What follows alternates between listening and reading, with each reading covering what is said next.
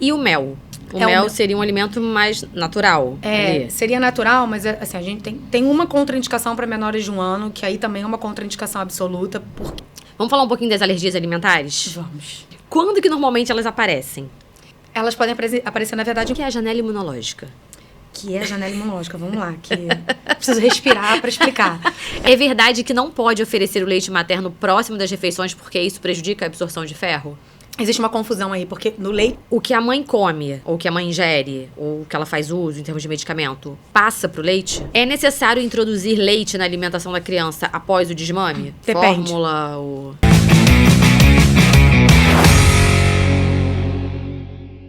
Olá, sejam todos muito bem-vindos a mais um podcast da Wi-Fi. O meu nome é Fernanda Rocha e no programa de hoje a gente vai conversar com a Michele Bento. Seja muito bem-vinda, Michele. Obrigada, Fernanda. Uma honra. Muito obrigada pelo convite. Estou muito feliz de estar aqui. Muito bom falar com você. A Michele que é nutricionista infantil, né? E esse é um tema que rende. Ou se rende. A gente tem muita coisa pra gente conversar. E aí eu vou começar te perguntando um pouquinho em que momento, quando a gente fala em nutrição infantil, em que momento a família deve pensar em procurar uma nutricionista para acompanhar uma criança? Desde antes dessa criança começar a comer, com certeza.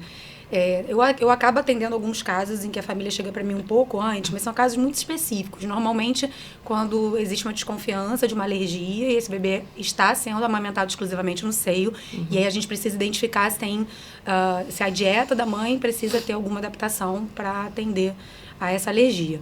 Mas, via de regra, a gente vai procurar nutricionista quando vai começar a comer, né? Então, o bebê tem que começar a comer aos 6 meses.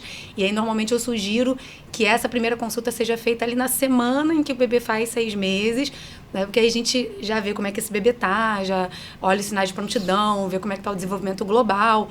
Mas é muito importante que desde antes de começar, para que você se prepare para o processo, para que desde a primeira colherada tudo seja feito da melhor maneira possível, né? Porque se tudo começa com o pé direito, acho que as coisas depois vão caminhando muito melhor, muito mais fáceis. Com certeza. Um sonho, tudo começar com o pé direito. É isso. Mesmo que a gente se prepare, nem sempre começa, né?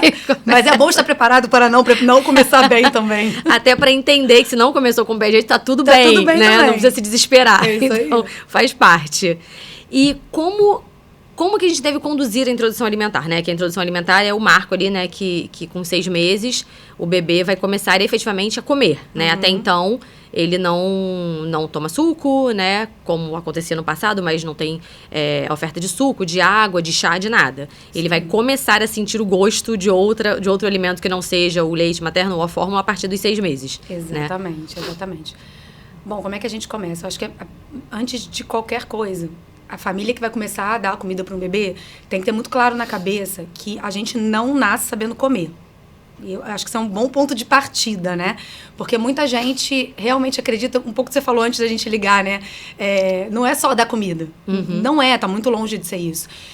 O bebê, ele vai, pela primeira vez, sentir novos sabores, texturas, consistências. Ele tem que conseguir segurar aquilo dentro da boca, entender o que é que ele faz com aquela coisa que ele não encara ainda como alimento, aprender a engolir. Então, assim, são muitas etapas, né?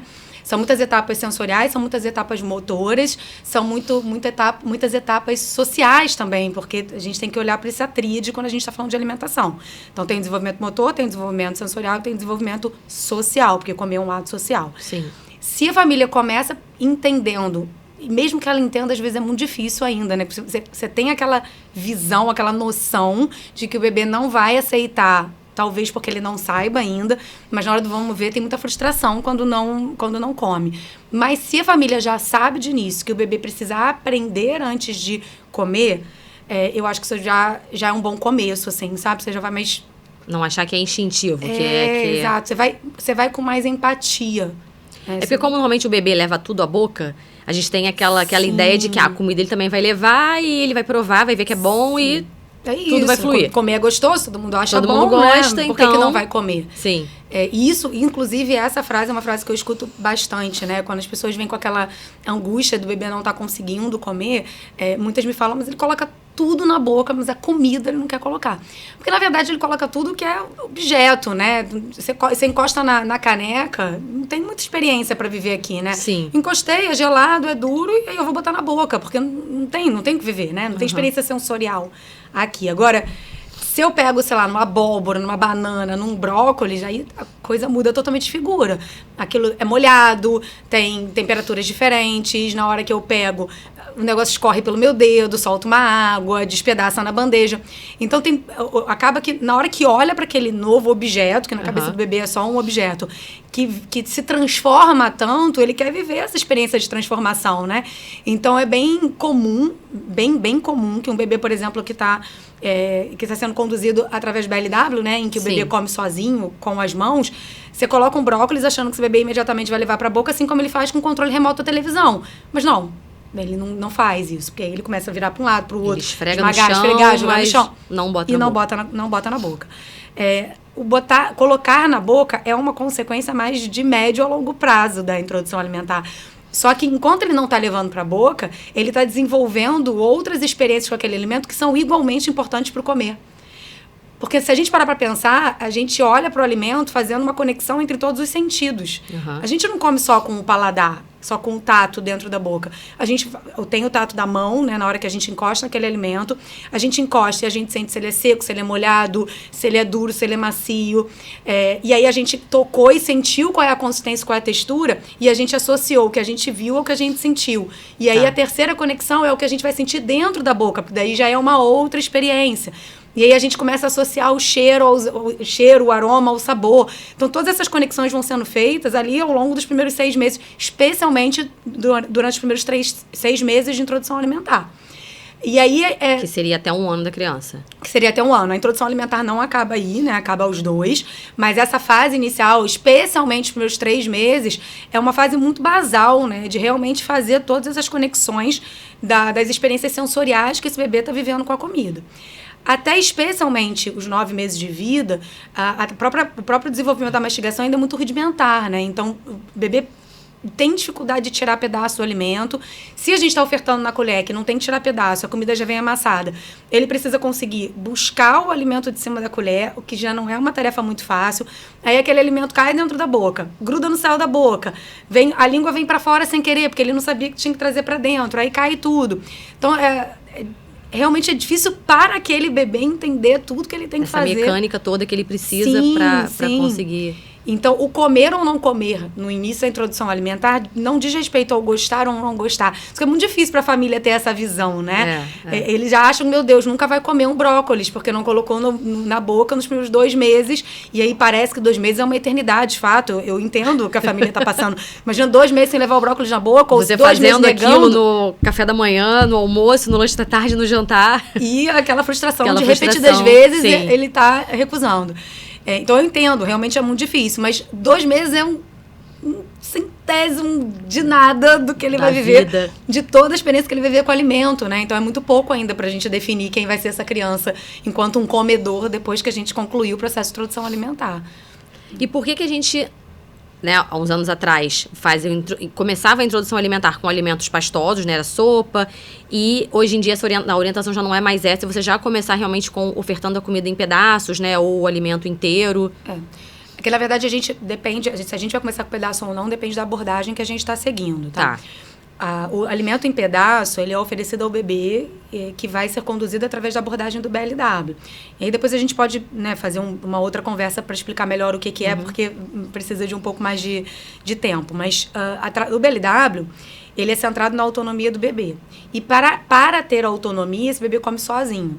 Só que o bebê tem pouca habilidade motora, né? Então, o máximo que ele consegue fazer aos 6 meses é pegar a mãozinha dele e pressionar o dedo contra a palma, fazendo a transição palmar. Ele não consegue pegar uma colher e levar até essa boca. Não tem a coordenação motora para fazer esse direcionamento da colher para a boca. Então, ele tem que conseguir pegar esse alimento, balançar sem que ele caia, né? E na colher ele até consegue pegar, mas vai cair da colher.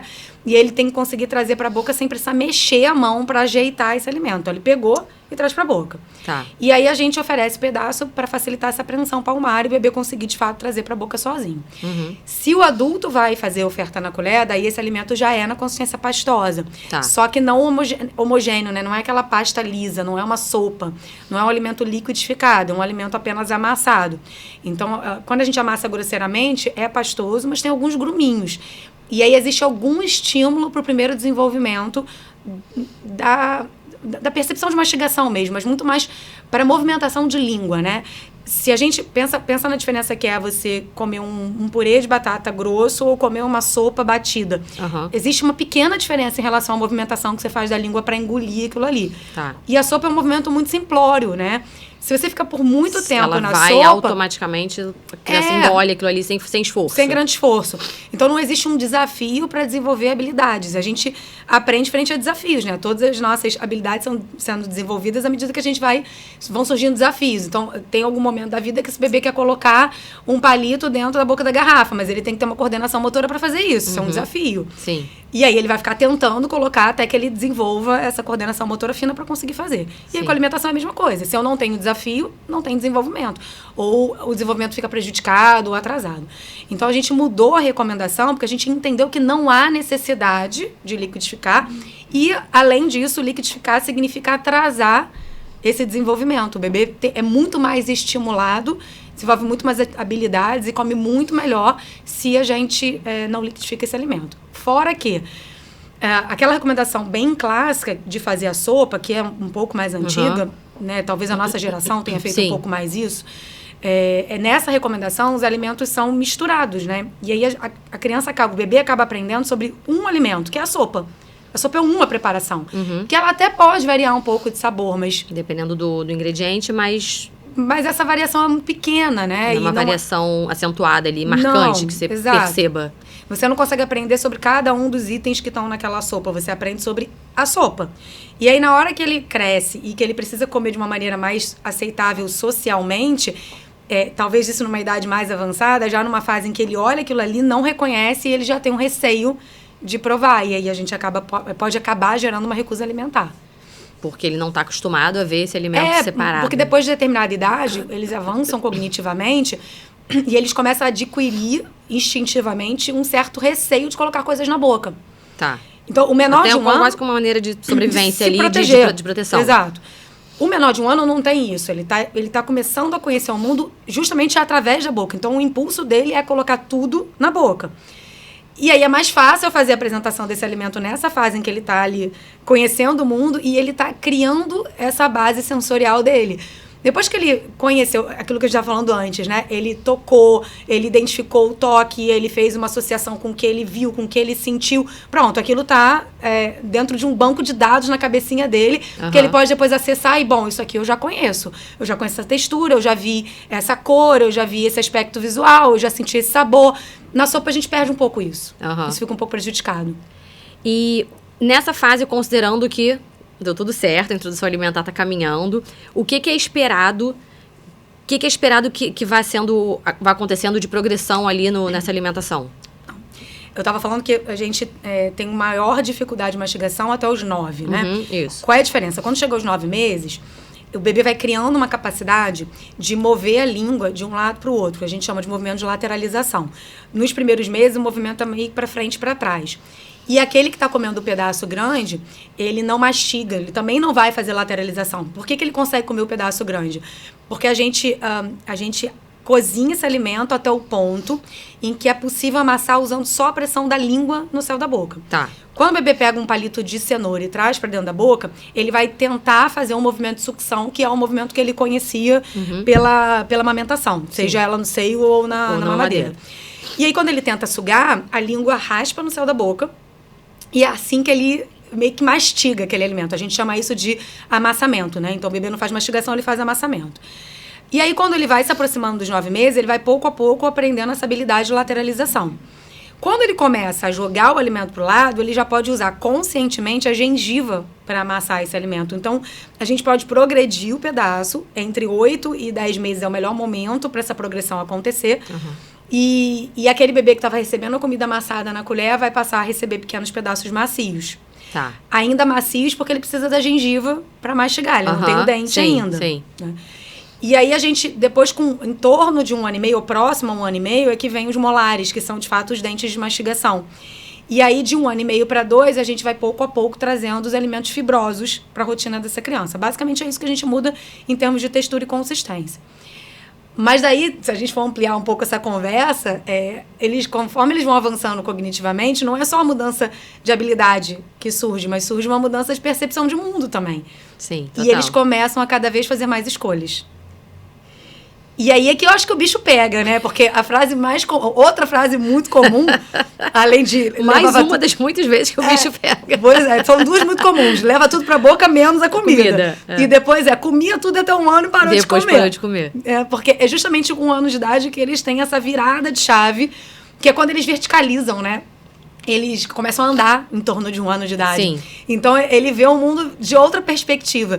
E junto com isso vem um avanço cognitivo. As coisas caminham muito juntas, né? O desenvolvimento é muito perfeito.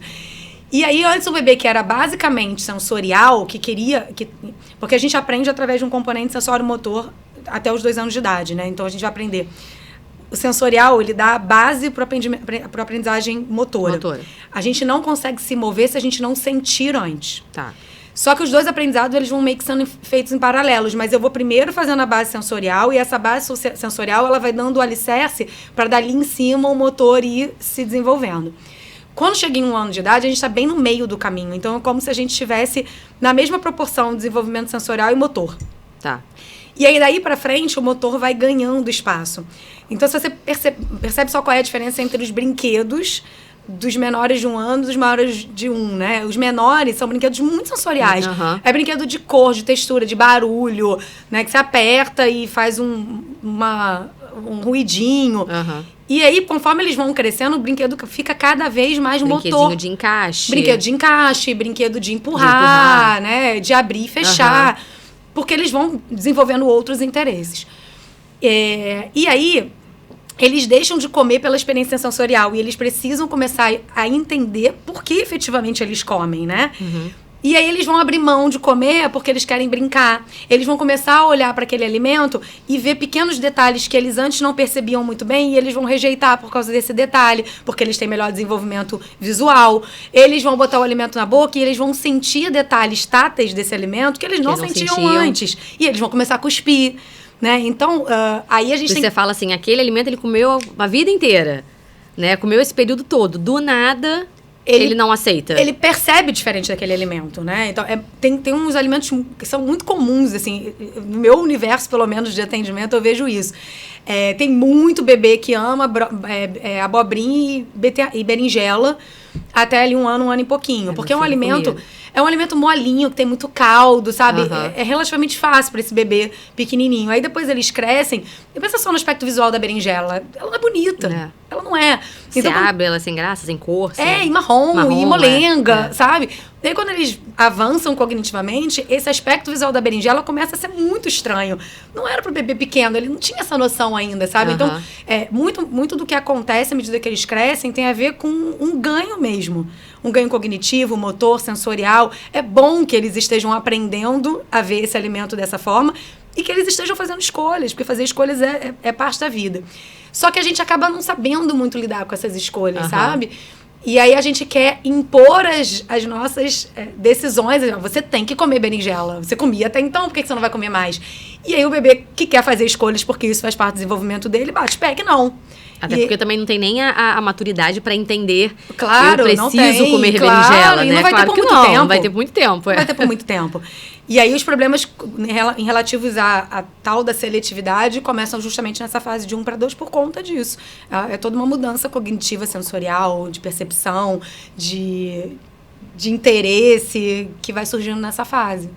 E tem algum momento ou algum sinal que seja de fato um alerta para os pais ou para os cuidadores de que pode ser que alguma coisa não esteja caminhando muito legal, né, nessa fase? Eu tenho bastante certeza que o principal sinal de alerta tem estresse na hora da refeição.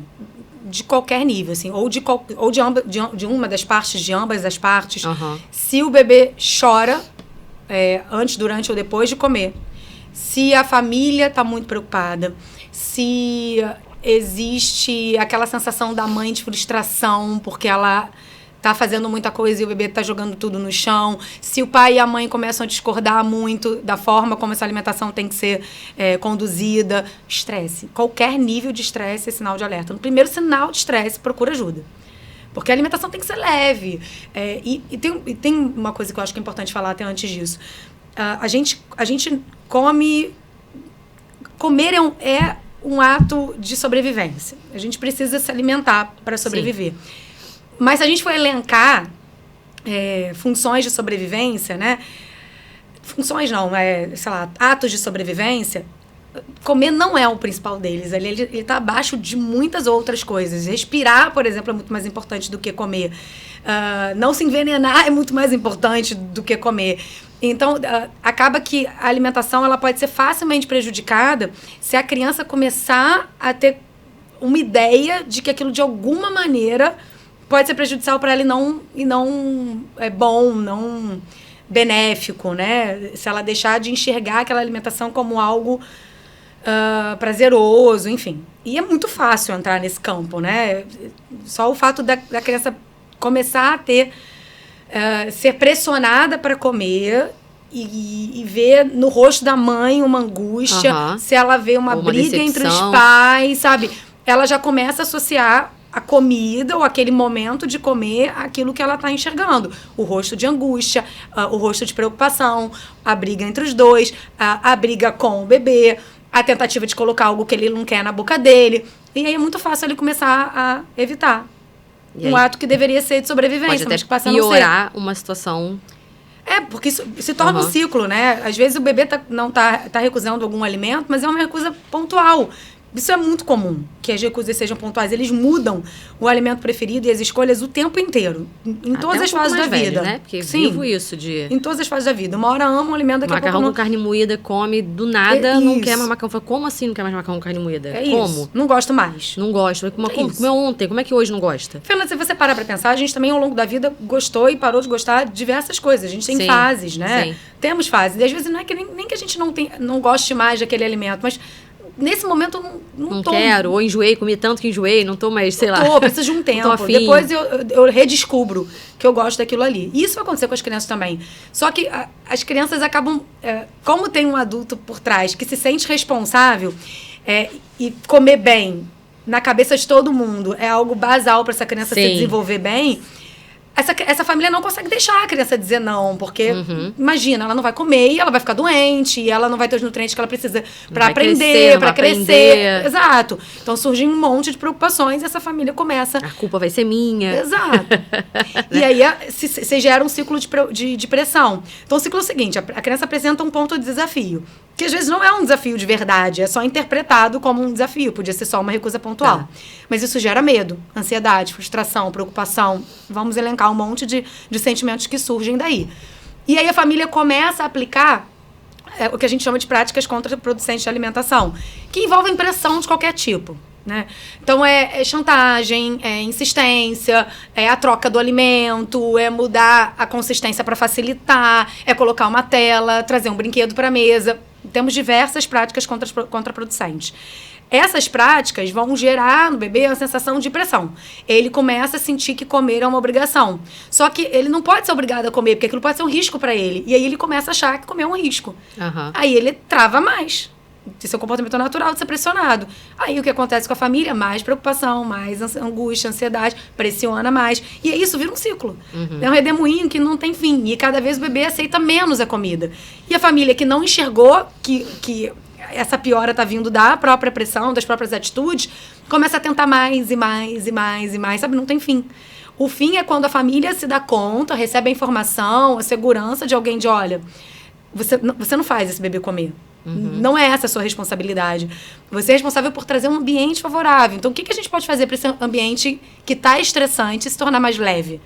E aí que as coisas vão começando a melhorar. Só que daí que se instalou uma recusa, até que melhore, leva um tempo, né? Então, essa família vai precisar de muito suporte para conseguir reverter essa situação. No meu caso, que tive uma dificuldade grande, você sabe, com a introdução alimentar do Rafael, e ele ainda mamava, né? Ainda era amamentado no peito. Eu ouvia muito, tipo assim, não, você tem que negar o peito, porque aí ele vai sentir fome, ele vai comer. Não, mas aí na hora que você estiver trabalhando, ele estiver na escola, aí ele vai ter que comer, porque ele não vai ter opção. E não é assim, né? Você aconteceu. Viveu isso Não aconteceu. Eu chegava do trabalho, ele desesperado, querendo mamar, mas não tinha favorecido nem melhorado a alimentação durante o dia. Não vai. Não adianta forçar a barra de deixar a criança com fome. Isso é uma falácia da alimentação infantil. Eu costumo brincar com os meus pacientes, com os pais dos meus pacientes. Eu falo assim, se me deixasse uma ilha deserta com uma panela de dobradinho, eu provavelmente ia morrer de fome. Porque não basta ter fome para comer.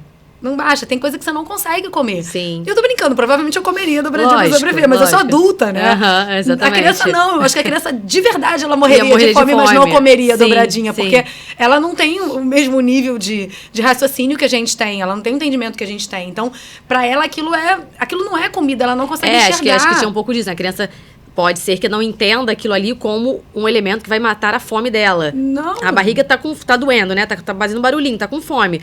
Mas não é isso aqui que mata a minha fome. Ela não consegue, existe um associar bloqueio. Como aquilo ali sendo isso aqui vai resolver esse problema. Especialmente se é um pequeno, né? Se é um menorzinho. Você tá falando de um maiorzinho, sei lá, uns 3, 4 anos, já consegue entender que é comida.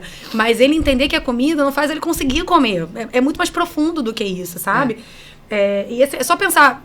Qualquer um de nós já passou por alguma situação de não conseguir experimentar alguma coisa depois de adulto. Sim.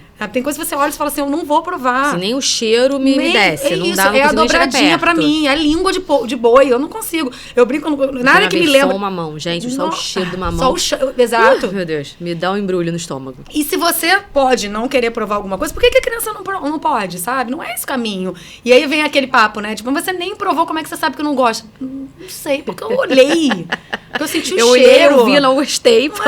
Isso, eu nunca provei dobradinho, eu sei que eu não gosto, eu não vou comer.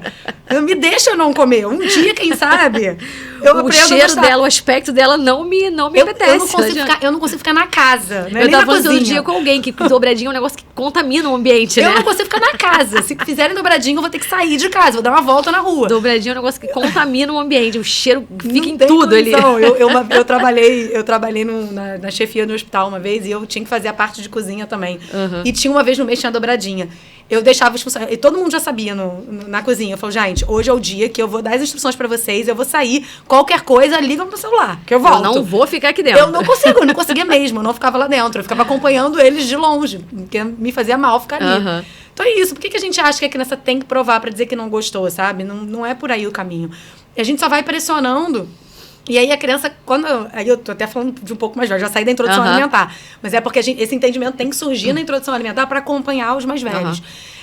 Mas assim, se a criança começa a sentir que ela não tem opção, que se botar aquela comida na frente dela, ela vai ter que comer, ela começa a dizer não para um monte de coisas, porque ela tem que se proteger.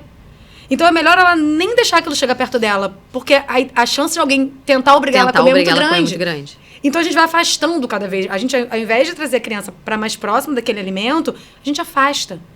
E isso esse comportamento normalmente já começa em torno de 1 ano e meio. Ele já tem uma capacidade cognitiva suficiente para gerar esse receio e esse afastamento já desde 1 ano e meio. Apesar de ser aquele serzinho pequenininho ali que você acha que não tem... O instinto protetor é forte desde sempre, né? Daí nessa idade. É porque é justamente por essa fase, em torno de uns 20 meses mais ou menos, que surge a neofobia.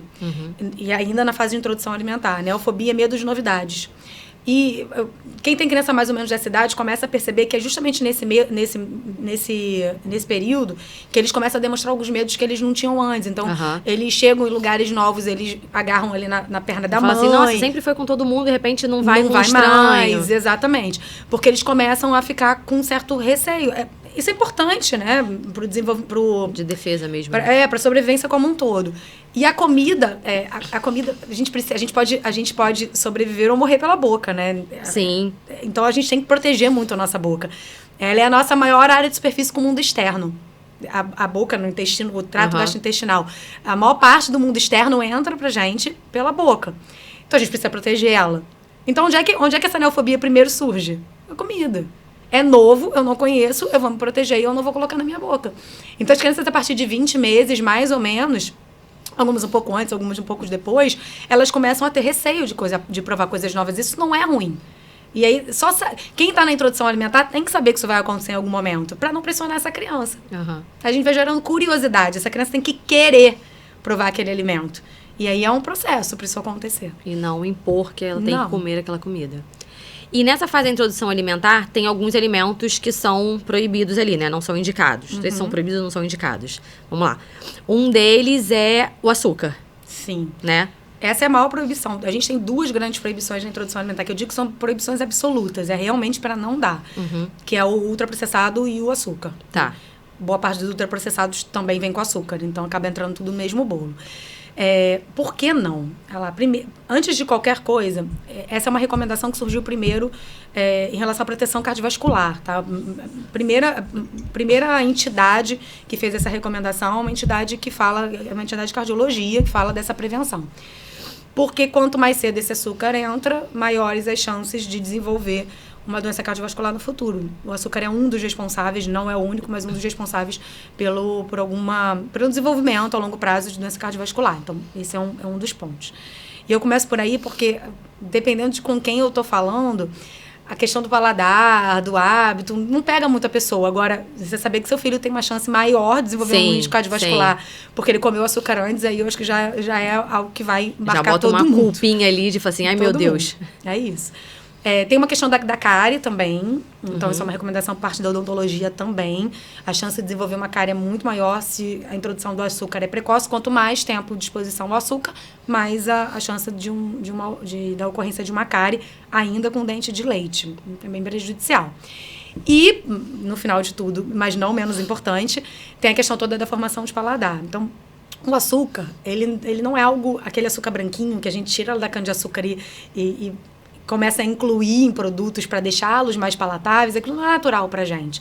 E é uma carga de energia muito grande. Então, o cérebro tem uma tendência a procurar alimentos que têm uma carga de energia maior. Então, é muito fácil a gente gostar de carboidrato. A gente gosta de carboidrato e a gente gosta de gordura. Não tem para onde correr. Todos nós. É uma questão de sobrevivência também. E aí, quando a gente é apresentado ao açúcar muito cedo, a gente faz uma referência... É a régua, né, que a gente tem.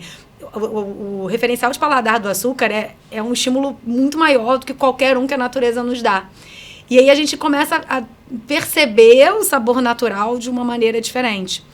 E também não é incomum que quanto mais cedo essa criança tenha contato com açúcar, mais ela vai crescendo e esse açúcar vai ganhando um espaço muito grande na alimentação dela. É difícil uma família que apresentou esse açúcar muito cedo e que não vai por um caminho de ter muito açúcar depois na alimentação. Aquele que estava mais preocupado aos 2 anos de idade tem uma chance um pouco maior de ser mais controlado ali com essa oferta de açúcar depois, porque bem ou mal essa pessoa segurou porque ela tomou consciência do prejuízo que esse açúcar tinha, então ela tenta segurar um pouco mais. Aquela família que não tinha essa informação, ela dá cedo porque ela não sabia que aquilo era prejudicial, e a chance daquilo tomar conta da vida da criança é muito grande. E aí quando a gente, além da questão do paladar do açúcar, tem uma questão do industrializado, do ultraprocessado, que é uma vantagem enorme em relação ao alimento natural. É um alimento seguro do ponto de vista sensorial, porque a indústria faz ele igualzinho. Ele é sempre igual. Toda vez que eu comer o biscoito de tal marca, ele tem o mesmo gosto, o mesmo formato, mesmo ele é sempre igual. O mesmo aspecto visual, o mesmo sabor, a mesma consistência, ele é igual. Então, eu olho aquele pacote e eu sei o que tem dentro. Enquanto que eu olho a casca da maçã e eu não sei o que eu vou encontrar dentro. Se ela tá docinha, se ela vai estar mais aguadinha. Então, se a criança já se acostumou com o natural, se a vida dela é um natural, ela já sabe que ela pode morder aquela maçã e aquela maçã não tá tão docinha naquele dia. As variações ali. É isso. Que ela vai experimentar. Ela tá preparada para isso. Mas se ela mordeu a maçã, ela recusou a maçã e vem o biscoito, aí fica difícil, né? Porque tá desleal. Ela mordeu o biscoito todas as vezes que ela mordeu o biscoito é igual. Pra que eu vou me arriscar com a maçã se eu tenho biscoito? Que não me dá surpresa. Não me dá susto. Sim. Entendeu? Então, por isso que o ultraprocessado não deve entrar. Ele não deve entrar cedo, ele não deve entrar antes de 2 anos. 2 anos é uma fase muito crítica para desenvolvimento metabólico e para desenvolvimento cognitivo de uma maneira geral. A base de entendimento de mundo está nesse período. Então, se desde cedo ela já tem essas referências, depois fica muito difícil da gente reverter. Mas mesmo depois de 2 anos de idade é muito importante. Porque não adianta segurar até os 2 anos de idade liberar e depois geral. Deixar. Porque a gente pode refazer apesar dela ter tido uma boa base, a gente refaz esse hábito. A gente refaz o hábito o tempo todo. Então, começou a entrar muito ultraprocessado, com certeza ele vai influenciar na vontade, no desejo ou na segurança para comer o que é natural. E que não é tão a palavra não tem tanta previsibilidade. Sim. Entendeu? Sim. E o mel? O mel seria um alimento mais natural. Seria natural, mas assim, a gente tem uma contraindicação para menores de 1 ano, que aí também é uma contraindicação absoluta, porque o mel pode conter esporos de Clostridium botulinum, né? Que é ótima para nossa pele, mas não é boa para a saúde. E os adultos, eles conseguem barrar o esporo. O esporo é tipo um ovo do Clostridium botulinum, que é que desenvolve o botulismo. Né? Só que os bebês não têm ainda esse bloqueio ali no sistema imunológico formado. Então, eles podem se contaminar, mesmo que sejam só esporos. Então, não é adequado para eles, porque é risco mesmo para a vida. Seria uma questão de risco de vida. Exatamente. Então, até 1 ano de idade é contraindicação absoluta. Só que a recomendação atual é de 1 para 2 também evitar pelo mesmo motivo do açúcar. Não é igual, é natural, mas muda um pouco a percepção de sabor. É muito pela questão pela construção é muito mais pela construção do hábito. Porque se eu tenho a opção do mel, é muito fácil assim, esse morango estava mais azedinho, então eu vou botar um mel. Um pouquinho de mel ali, um fiozinho de mel para dar uma equilibrada. E aí a gente acaba desconstruindo o que poderia, na verdade, não construindo uma possível relação de que o azedo pode ser bom também. Sim. Não necessariamente ele é ruim, né? E aí a criança acaba deixando de lado já não é um sabor fácil de gostar. E aí, se a gente muito cedo impede o contato com ele adoçando, a gente tem uma chance muito pequena de que ele incorpore na alimentação. E o sal também não é recomendado, né? Até 1 ano. Até 1 ano. Até 1 ano. Tem muita gente que confunde isso e acha que o sal é até os 2 anos. Mas não, até 1 ano. É que em relação ao sal, é uma recomendação mesmo por conta de recomendação de nutrientes mesmo, de recomendação de ingesta de nutrientes. A gente tem uma recomendação de ingestão de sódio também, né? O sal, ele tem o sódio. E um excesso de sódio pode causar algumas alterações ali na hemodinâmica e, em longo prazo, levar a uma alteração de pressão. Então, também aumenta o risco de doença cardiovascular. A necessidade de sódio nos menores de 1 ano é muito pequenininha. Muito porque o sódio, uma das funções do sódio é a contração muscular. E aí, como eles não têm muita movimentação antes, eles têm uma necessidade de sódio muito pequena. Essa necessidade mais que dobra quando eles fazem 1 ano de idade. 1 ano de idade é a média em que eles vão começar a andar, por isso que essa recomendação muda mais ou menos por aí. E aí, lá mais que dobra. Depois que o bebê se coloca de pé e começa a andar, é mais que o dobro. Então, tem muito espaço pra gente colocar o sal depois de 1 ano, mas antes de 1 ano não tem. Só o sódio que já tá naturalmente nos alimentos. Eu achava que era por conta de como o sal potencializa a questão de sabor, né? Do alimento. Eu achava que era pra não deixar esse alimento mais... Não é isso, saboroso, digamos assim, e perder ali o sabor original, digamos assim. Mas a gente não come sabor original. Isso é verdade. Muita gente fala isso pra mim, né? Inclusive em relação aos temperos. Eu não vou colocar tempero porque tem que sentir o sabor natural. Não, tem que gostar de comer. Vai ficar comendo sabor natural pro resto da vida? Não vai. Ninguém pega uma cenoura, cozinha. Ninguém come nada na água, não, né? Ninguém come coisa só na água. A nossa vida é colocar tempero. E a gente coloca tempero, primeiro porque conserva, porque foi daí que ele surgiu. Mas segundo porque ele deixa mais gostoso. E comer é prazer também, sabe? Então, o tempero é permitido. Tempero natural é permitido. Absolutamente. Não tem tempero forte. Isso é um completo mito. Não tem tempero que faz mal pro estômago. Nada disso. Pode usar absolutamente qualquer tempero. Não vai usar o sal. O sal não é uma contraindicação absoluta, tá? Se acontece ali por volta de uns 9, 10 meses, o bebê começar a meio que ter um interesse no prato dos pais. Às vezes é o mesmo alimento, só que tem sal. Sim. E aí a pessoa não quer dar, né? Fica meio com medo. Nessa hora eu falo, gente, dá, porque deixa seu bebê dividir contigo, deixa ele pegar do seu prato, é uma conexão legal. É melhor ele comer do que ele não comer. Nesse caso, assim, eu não colocaria o sal por conta de uma recusa, salvo exceções, mas nesse caso que ele tá te vendo nesse caso comer, ele tá te vendo comer, ele ter essa experiência, ter esse interesse, é melhor que ele tenha um interesse que ele queira do que ele que ele empurrar o seu prato e... Sabe, é isso. E aquele sal que ele vai comer, não é isso que vai fazer ele passar da necessidade de sódio, ter um risco maior de doença cardiovascular. Então, quando a gente entende o motivo da exclusão do sal, fica mais fácil da gente saber que algumas exceções... Ou tá numa situação específica, não, sei lá, no aniversário, tem uma comida ali, a criança acordou... No restaurante. Dá ali naquele momento, não precisa ter essa neurose de... E a socialização, é leveza, sabe? É isso. Então, o sal ele é contraindicado, mas ele não é uma contraindicação absoluta que nem o açúcar, que nem outro processado.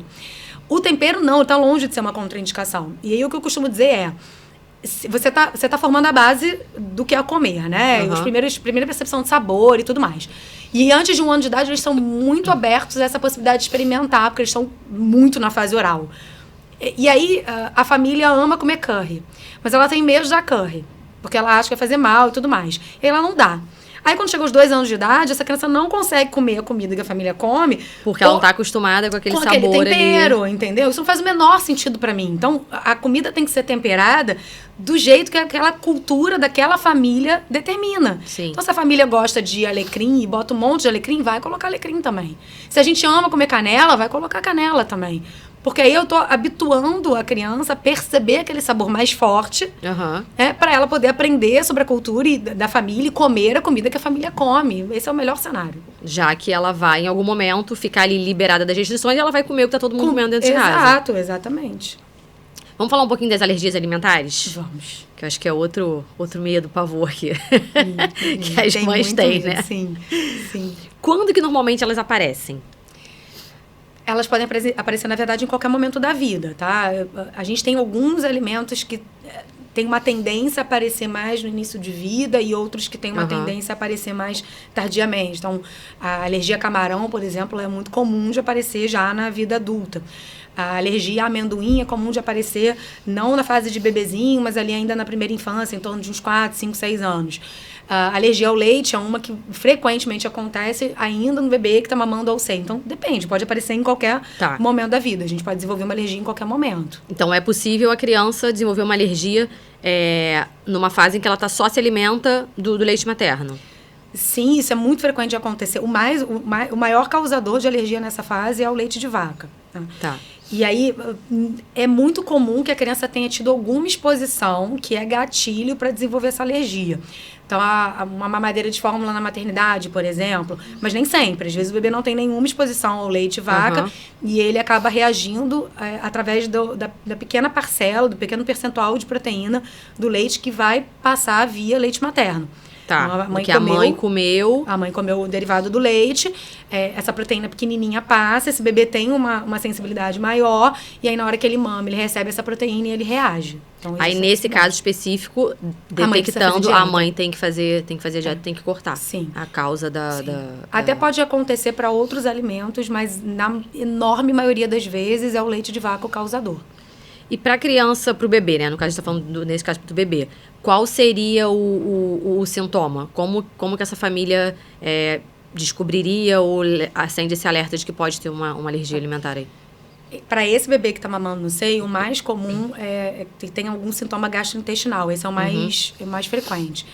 É um bebê mais irritadiço, no geral.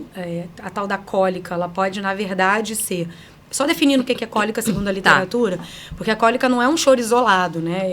É um choro intenso que dura 2 horas ou mais, direto, que a família faz de tudo, o bebê não é consolável, e isso se repete 3 vezes na semana ou mais. Então, é um choro bem intenso e bem recorrente. Que normalmente acontece... O início normalmente é com 3 semanas de vida. Tá. Bem depois bem dos no 10 dias, né? Bem no iniciozinho de vida. E ele normalmente se resolve espontaneamente por volta dos 3 meses, se não for sintoma de outra coisa. Pode ser sintoma, por exemplo, de uma alergia. Tá. Mas pode não ser nada também, pode ser algo que se resolve espontaneamente. Mas a cólica pode ser, por exemplo, um sinal de alergia. O bebê está chorando porque ele tem um desconforto, ele sente dor. Sim. Né, por conta daquele alérgeno que está causando um desconforto. É bem frequente acontecer fezes, a gente chama de fezes explosivas, então é um cocô que, tipo, na hora que se você tiver sem a fralda, ele realmente voa. Vai para tudo quanto é lado. Exato. É um bebê que pode ter um pouco de muco ou de sangue nas fezes, é bem, bem comum ter muco ou sangue nas fezes. Pode ser um bebê que tenha refluxo. O refluxo também pode ser um sintoma, pode ser ou não, né? A gente tem um refluxo por conta da imaturidade do trato gastrointestinal e a gente tem um refluxo que é sintoma de alergia. E aí a gente pode ter outros sintomas um pouco menos frequentes. Vômito, A diarreia é frequente, eu não falei dela, mas é frequente, mas o vômito um pouco menos.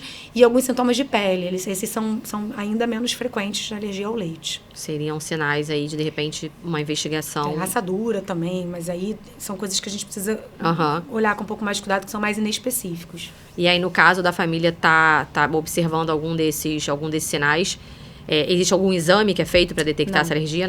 Não tem exame para fazer. Na verdade, o padrão ouro para diagnóstico de alergia alimentar é a retirada, é a dieta de exclusão. A gente faz a exclusão por um período de tempo.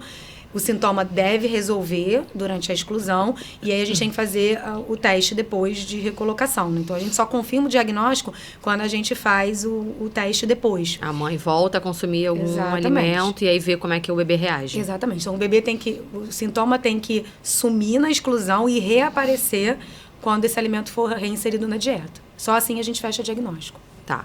E aí, normalmente, nesse caso, quem vai acompanhar, o profissional que vai acompanhar a família é o pediatra ou é o nutricionista? A gente tem envolvimento de alguns profissionais. Não, podem ter 3, na verdade. Pode ser o pediatra sozinho. O pediatra pode, num caso mais difícil, encaminhar para um gastropediatra. E quem faz a dieta é o nutricionista, né? Então, a melhor pessoa para fazer o... Porque a gente até pode... Eu já peguei vários casos, inclusive... da família não conseguir fechar o diagnóstico porque a dieta não estava sendo não estava muito amarradinha, sabe? Não tinha recebido... Porque é muito detalhe na hora que você vai escolher o leite. O leite, ele está distribuído em muita coisa, né? E aí, se a família não tiver atenção, assim, tem marcas de atum que tem leite. Tem batata chips que tem leite na composição, né? Então, a família tem que estar muito atenta, tem que estar muito bem orientada nessa dieta de exclusão. Se ela não tiver, ela acaba consumindo algum leite sem nem imaginar. E aí o bebê não melhora. Então, essa dieta tem que ser muito amarradinha. Então, realmente, eu sugiro que nesse caso... E não é só isso também, né? Você tem que ter alguns ajustes nutricionais. Até para não prejudicar, digamos assim, o recebimento de nutrientes da mãe também, né? Exato. A mãe e o próprio bebê. Porque essa mãe está amamentando. Ela está com uma necessidade nutricional elevada. A situação em que a gente mais precisa de micronutriente, vitamina mineral, é na amamentação, até mais que na gestação.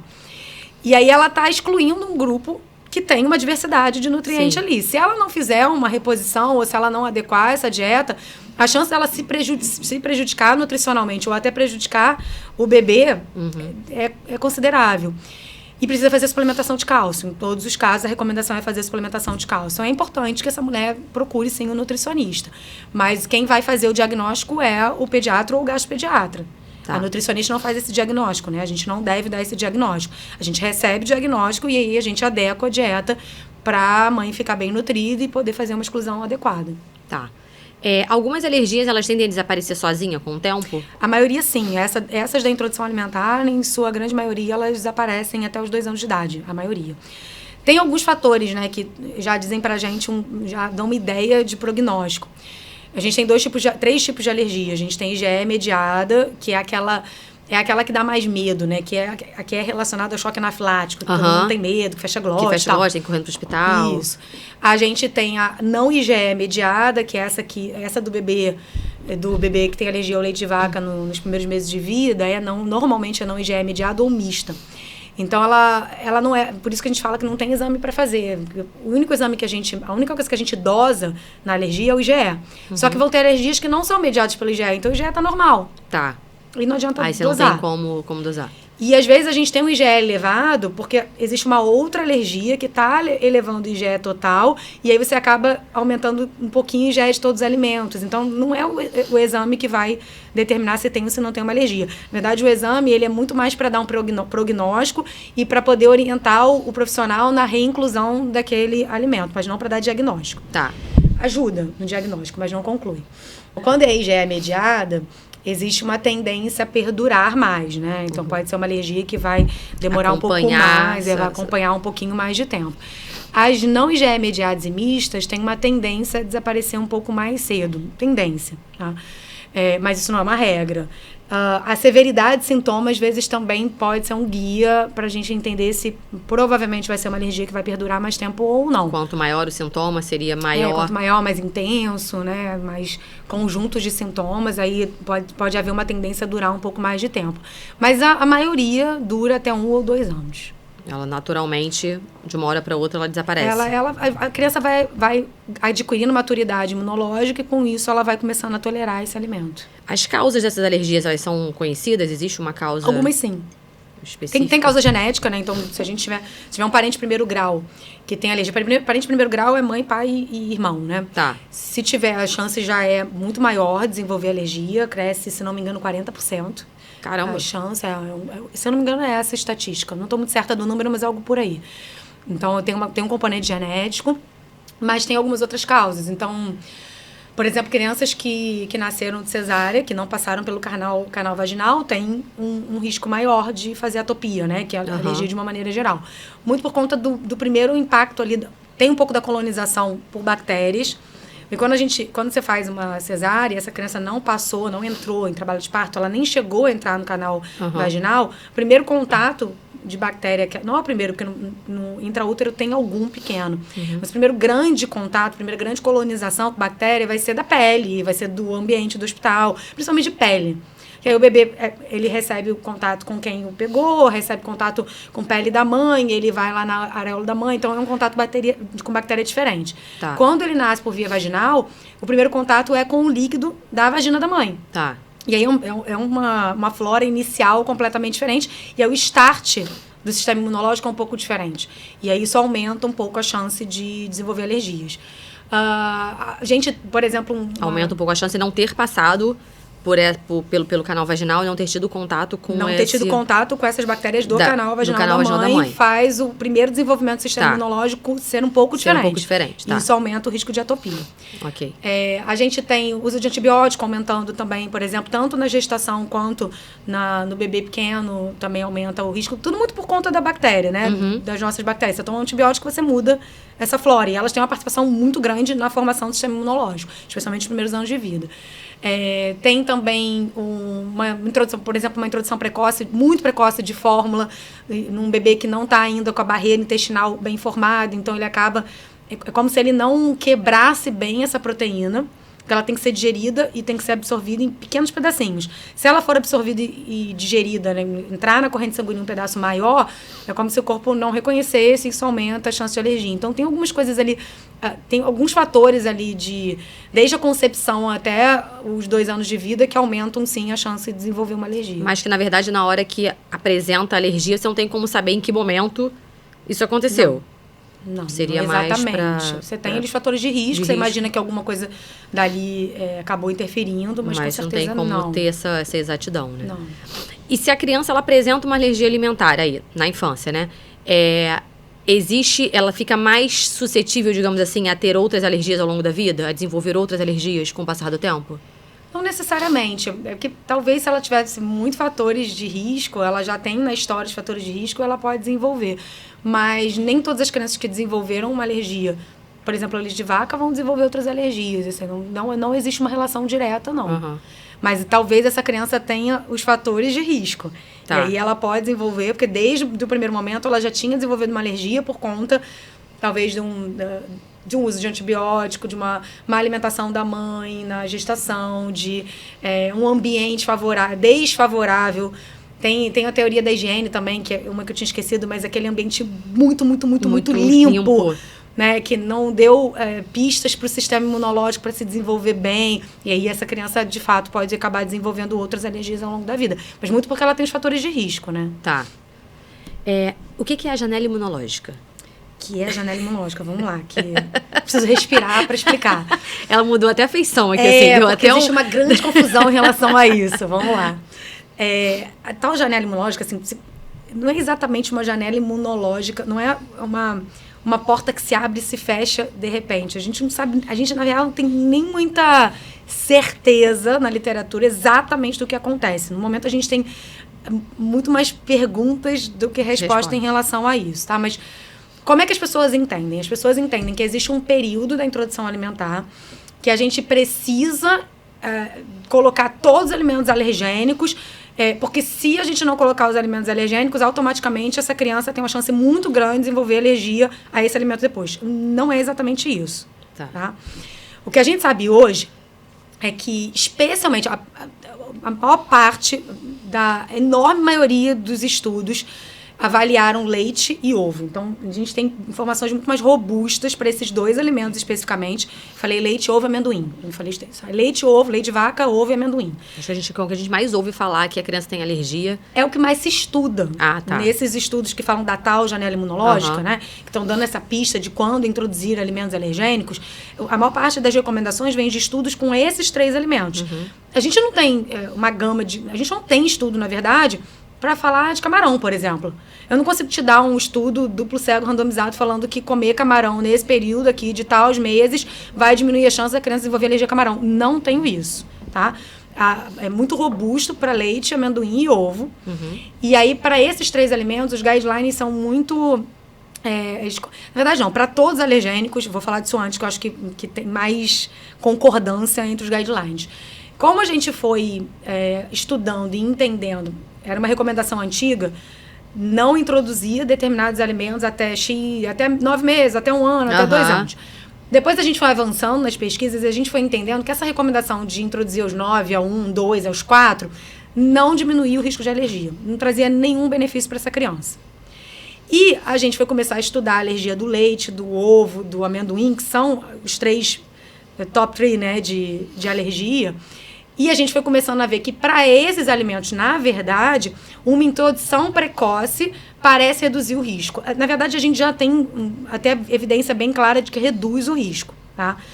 E aí a gente extrapolou esses resultados para os demais alergênicos. Mas eu não tenho estudo específico de cada um. Então, eu não consigo te afirmar com absoluta certeza, Fernando, se você der camarão até 9 meses, a chance do Rafael ter alergia a camarão é menor. Não consigo dizer isso. Eu consigo te dizer que não existe motivo para não dar camarão aos 9 meses. Isso não. Se você quiser dar, você pode dar. Era uma coisa que todo mundo falava assim, você já deu camarão para ele? Mas eu, para dar camarão, vou ter que ter um vidro de antialérgico em casa, porque vai que acontece alguma coisa. Sim. Tem um pavor, né, assim, de... É isso. Mas não existe... Hoje não existe contraindicação para fazer um camarão desde o início da introdução alimentar. Então, o que os guidelines falam?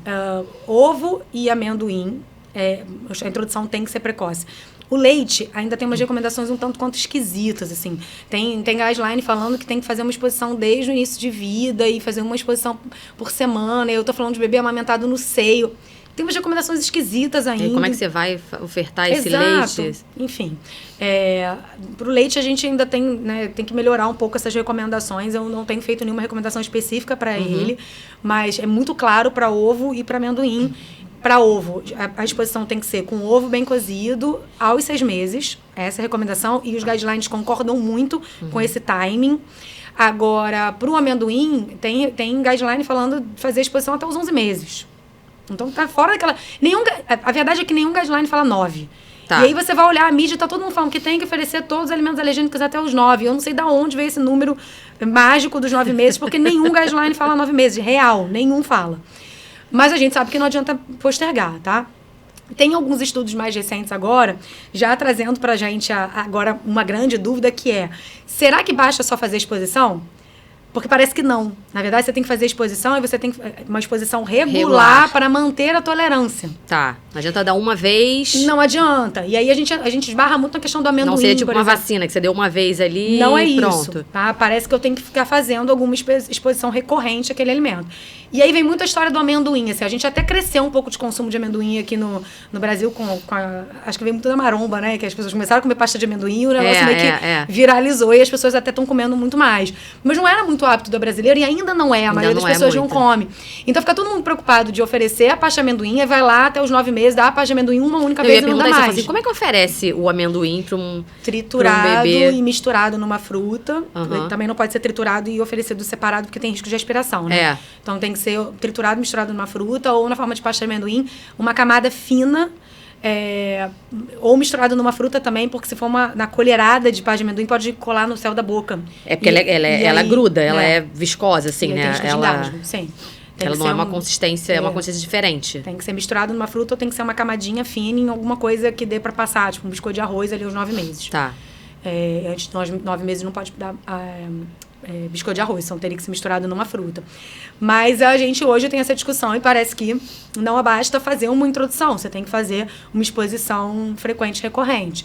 Eu hoje tenho orientado a fazer exposição aos alimentos alergênicos, trigo através de macarrão, ovo, o próprio amendoim, quem mais que eu não falei? Peixe. Camarão não tanto, né? Porque camarão é uma coisa mais difícil de estar na rotina. Na rotina da família, né? É uma coisa que você faz muito ali esporádico, numa situação específica, mas não costuma estar ali no dia a dia, da mesa do... Exato. Mas esses que são os mais comuns na nossa rotina, aí eu tenho recomendado fazer uma vez na semana, pelo menos. Tá. Michele, no caso dos bebês que são amamentados, são amamentados pelas mães, né? O que a mãe come, ou o que a mãe ingere, ou o que ela faz uso em termos de medicamento, passa pro leite? Passa, alguns componentes passam. Não é tão direto, sabe? Porque tem gente que acredita que quase que se você comer um hambúrguer vai sair quase um instantaneamente. Hambúrguer aquilo ali vai automaticamente. Exatamente. Não é isso que acontece. Mas alguns componentes que estão na corrente sanguínea da mãe podem passar assim pelo leite. Tanto é que a gente tem alergia, algum tipo de alergia, que são uma consequência daquilo que a mãe come e que o bebê não tolera. Então, sim, alguma coisa passa. Mas a gente tem passagem de alguma parte desses componentes, até porque eles chegam na corrente sanguínea da mãe e eles são diluídos. Então, eles chegam muito mais diluídos na corrente sanguínea, então eles vão chegar em muito menor proporção no leite materno. E, em termos de alimento em si, não tem muita influência. A composição do leite materno não vai ter muita influência com o que a mãe come. Então, se eu tenho uma mãe que come mais gordura, eu não vou ter um leite que tem mais gordura, porque tem um certo filtro ali, né? Então, na hora de produzir o leite, tudo aquele nutriente que a mãe recebe vai passar, vai fazer um filtro, uma seleção, né? Tipo uma indústria ali, né? Para produzir o leite. E aí vai entrar na glândula aquilo que o bebê precisa receber. Então, os componentes de proteína, de carboidrato e de gordura do leite materno são relativamente estáveis. A gente pode ter mudança, assim, do tipo de gordura. Então, se a mãe tem uma deficiência na ingesta de ácido graxo ômega 3, né, que é, inclusive, muito importante, provavelmente esse leite vai ter menos ômega 3, a não ser que o corpo consiga tirar de algum estoque para poder fornecer. Se a mãe consome mais, por exemplo, gordura trans, né? Que não é uma coisa muito natural, né? Não é da natureza. Se a mãe tem um consumo maior de gordura trans, esse leite vai ter uma gordura trans que não era para estar ali. Então, o tipo de gordura, por exemplo, pode mudar dependendo do que a mãe come, mas não a composição toda. O mesmo vale para micronutrientes. Então, para boa parte dos micronutrientes, vitamina e mineral, né? Especialmente mineral, pouco altera no leite, a depender do que a mãe come. Então, a mãe pode ter deficiência de ferro e dificilmente o leite vai ser deficiente em ferro, vai ter menos quantidade de ferro. Mas a vitamina C e a vitamina A podem depender da alimentação materna. Então, é mais ou menos, né? Tem alguma coisa que sim, tem alguma coisa que não. Você falou de medicamento? Medicamento, sim. Inclusive, tem vários medicamentos que são contraindicados na lactação. Tem um site bem legal, chama iLactância, fica até de dica, quem já amamentou provavelmente já ouviu falar dele. Que às vezes a gente fala assim, posso passar essa pomada aqui? Não sei, vai lá e checa pra ver se pode. Você coloca o componente ativo, né? Tem que ser, não pode ser um nome comercial, tem que ser um componente ativo. E aí ele vai te dizer se o risco é baixo, médio ou alto, e ainda te dá um substituto. Então dá muita autonomia pra mulher que tá amamentando. Vale bem a pena. Chama né? De iLactância. Mas o medicamento tem que tomar cuidado e o álcool também, né? A cafeína, a gente só vê, os estudos que avaliaram mudança de comportamento no bebê com o consumo de cafeína, eles referem mudanças com doses muito altas de cafeína no dia. Então a mulher tem que realmente tomar uma quantidade de café muito grande para que isso tenha algum impacto no comportamento, na agitação do bebê. No geral, não tem contraindicação de fazer. Mas seria no caso da cafeína, seria mais na questão da agitação, do sono. Comportamento, né? Não, o bebê que fica não mais cólica. Agitado. Não. Mais agitação mesmo. O bebê que demora mais a dormir. Você pode até ter um choro, que aí não é a cólica, né? Porque a cólica é um choro específico, intenso, não consolável. Mas as pessoas chamam o choro de cólica, né? Então alguém vai falar, mas eu tomei o café e meu bebê teve cólica. Não deve ter sido cólica. Pode ter sido um choro mais forte, de repente porque não conseguiu dormir. E aí, quando passa da hora de dormir, já vem uma irritabilidade. Um pouquinho ali do padrão. Sim. A gente já acende aquele alerta porque não sabe o que é. Sim, mas não é cólica, né? Tudo associa com a cólica, né? Porque cólica é o choro repetido e constante, intenso, que dura horas, enfim. E aí, o álcool. O álcool passa também. A gente tem um único estudo que mostra uma tabelinha em relação ao quanto a mãe tomou, né? Uma dose de álcool para um peso tal, quanto tempo depois a mãe poderia amamentar. Mas a gente tem um estudo que mostra essa tabela. A recomendação oficial é que a mãe que amamente não ingira álcool. Uhum. E até porque não é só pela passagem de álcool no leite, especialmente nos bebês pequenos, menores de 6 meses, que dependem exclusivamente do leite, o consumo de álcool pode diminuir a produção de leite. Então, pode impactar no crescimento também. Então, a recomendação oficial é não ingerir, mas tem esse estudo aí que fala de alguma dose que a mãe poderia que teria ingerir. Uma dose de segurança, uma dose de segurança, assim. depois um tempo sem amamentar, para conseguir ingerir pequenas quantidades de álcool. Mas a regra, oficialmente, a regra é não fazer ingerir. E você falou que já foi encontrado traço de agrotóxico no leite materno. Sim, a gente encontra. Então, dá pra gente entender que algumas substâncias, alguns aditivos que a gente usa e que não tem muito como fugir, vão passar pelo leite. O agrotóxico é um deles. Se eu não me engano, eu já ouvi alguma reportagem, eu não me aprofundei muito no assunto, mas falando sobre microplástico também. E agora eu não tenho certeza se era no leite materno. Eu acho que sim. Eu precisava confirmar essa informação, mas já ouvi alguma coisa sobre microplástico também. Microplásticos são aqueles que a gente encontra em diversos lugares, a gente encontra na corrente sanguínea, encontra nos animais marinhos, né? Isso que eu ia perguntar isso. Vem daquela do animal marinho, tá ingerindo. E aí a gente consome essa carne. Mas e ele vem contaminado. Mas vem dos alimentos que também foram armazenados no plástico, né? Que acabam soltando. Que acaba soltando partícula e que você acaba fazendo Exatamente. Eu não tenho muita certeza dessa informação, mas eu acho que eu já ouvi alguma coisa a respeito de microplástico no leite materno também. Mas são coisas que a gente não tem muito como fugir, né? A nossa realidade da civilização, da industrialização. Não dá pra se isolar totalmente e se livrar 100% disso. A gente estava até falando também a questão dos embutidos, né? Que... Se passa agrotóxico, acredito também. Não li nenhum estudo que avaliasse especificamente o nitrito de sódio. O nitrito de sódio, ele é um conservante que é associado com câncer, especialmente câncer de trato gastrointestinal, estômago principalmente. E ele está muito presente nos embutidos. Em outros alimentos também, mas muito nos embutidos. Presunto, salsicha, linguiça, salame. Tem o nitrito de sódio. E aí veio a pergunta, né? Mas será que os embutidos também? Eu não vi nenhum... Eu nunca li um trabalho, também não pesquisei para avaliar se encontram nitrito no leite da mãe que consome esses produtos. Mas, uma vez que a gente encontra agrotóxico, eu imagino que também tenha nitrito. A probabilidade, de repente, de passar também seja também grande. É um achismo aqui. Eu nunca li nada a respeito, não tenho certeza dessa informação. E explica um pouquinho pra gente, a gente deu uma pincelada ali, no que é exatamente o método BWL. BLW, eu não consigo acertar essa sigla. Tá tudo bem, todo mundo Desde E quando o pai vai falar BMW? Vamos lá. BLW. Eu nunca acerto. Mas, enfim, o método BLW. Não, o BLW vem de Baby Led Weaning. O weaning é o processo de introdução alimentar. Então, a gente traduz, a tradução oficial virou desmame guiado pelo bebê. Mas é que, na real, o weaning tem um significado duplo, né? O weaning pode ser, no inglês, ele pode ser desmame, mas ele também é o processo de alimentação complementar, que é o primeiro passo para o desmame, né? À medida que a criança vai fazendo a introdução do sólido, ela está caminhando para o desmame. E tem muita gente que chama da técnica do comer com as mãos. Então, mas aí não é, né? É que se tornou isso. Quando você fala, assim, nesse universo da maternidade, né, do BLW, você fala assim, é comer com a mão. Pois é, porque... Dá uma comida na mão do bebê.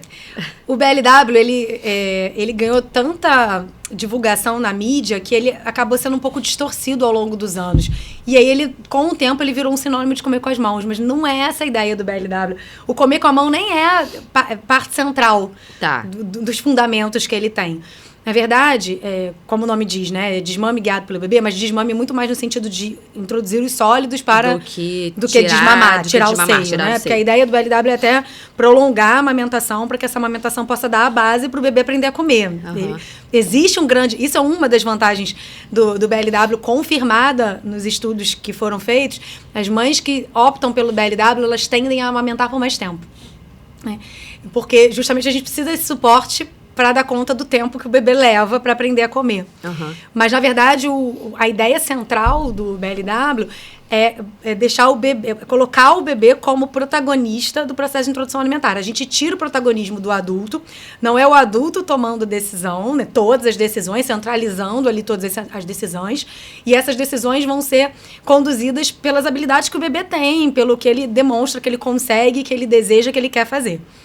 E aí o ponto principal do BLW, que aí foi esquecido quando as pessoas começaram a tratar ele como um sinônimo de comer com a mão, que me deixa bem triste, mas a ideia central do BLW é a gente pegar aquele bebezinho que já tem condição física de sentar na cadeira, alcançar um alimento e trazer para a boca, a gente pega esse bebê e coloca ele na estrutura de alimentação da família, na rotina de alimentação da família.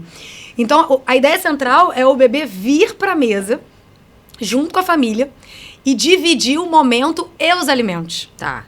Essa é a ideia central. Ele surgiu dessa ideia aí. Desse fundamento, né? Alimentações em família. E aí, para que o bebê pudesse dividir esse momento, para que fosse um processo muito mais espontâneo, leve, natural. Porque é isso, quando você esquece que você é o protagonista, que você tem que fazer esse bebê comer, e você traz esse bebê para participar das refeições, você está trazendo leveza pro processo. Sim. Não sou eu que tenho que fazer esse bebê comer. Ele sabe, eu só tenho que dar a oportunidade para isso acontecer. Essa é a ideia. Isso é muito bonito, porque olha como é que o negócio ele é enxergado de uma maneira diferente, né? Olha como é que desde o início a gente traz o componente social do comer, né? Enfim, para isso acontecer, tem que tirar a função de alguém dar a comida na boca do bebê. Senão, ou você come, ou você dá a comida. Exatamente. E aí é que veio essa ideia de comer com a mão. Né? A autora do livro do BLW, que foi quem difundiu o BLW, ela diz que ela não criou o BLW, que ele sempre existiu, mas ela que escreveu o livro e ela que trouxe a ideia. Ela observou que desde sempre as famílias tinham esse hábito de quando eu vou comer, para ele ficar quieto, eu dou alguma coisa na mão, porque ele se distrai com o que ele tá comendo. Aquela coisa de dar a carninha que a criança vai ficar ali chupando. É algo que sempre existiu, né? Só que aí ela olhou isso e ela viu que ela conseguia ver a diferença que tinha entre um cenário, que era alguém tentando colocar a colher na boca do bebê, daquela papinha, que era diferente do que comia em outro horário, e o bebê meio que relutando, e a família frustrada. E ela via aquele momento em que ninguém estava tentando dar comida pro bebê, que eu tô só botando alguma coisa ali pra eu ter paz pra comer, e o bebê curtia. Não necessariamente comia, esse é o ponto. Não necessariamente comia, porque a ideia não é comer, é aprender a comer.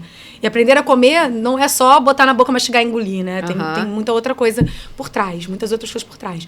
E aí ela via que o bebê ficava muito mais contente, que fluía muito melhor, que ele explorava mais. E aí ela foi começar a estudar se o bebê tinha condição de fazer uma alimentação totalmente pautada na autoalimentação, né? De fazer uma introdução alimentar totalmente pautada na autoalimentação. E ela viu que sim, que era possível. E aí ela escreveu o livro e o negócio explodiu. Assim, aqui no Brasil explodiu. Acho que foi mais ou menos ali de 2013 para 2015, assim, foi o boom do BLW, 2012 para 2015. Ali estava num boom muito grande. E aí a gente viveu aquilo, né? Chegou uma novidade, todo mundo começou a ouvir falar do BLW, aí começou um burburinho de que o BLW diminuía a seletividade, de que o bebê tinha que encostar na comida, de que ele tinha que ter autonomia.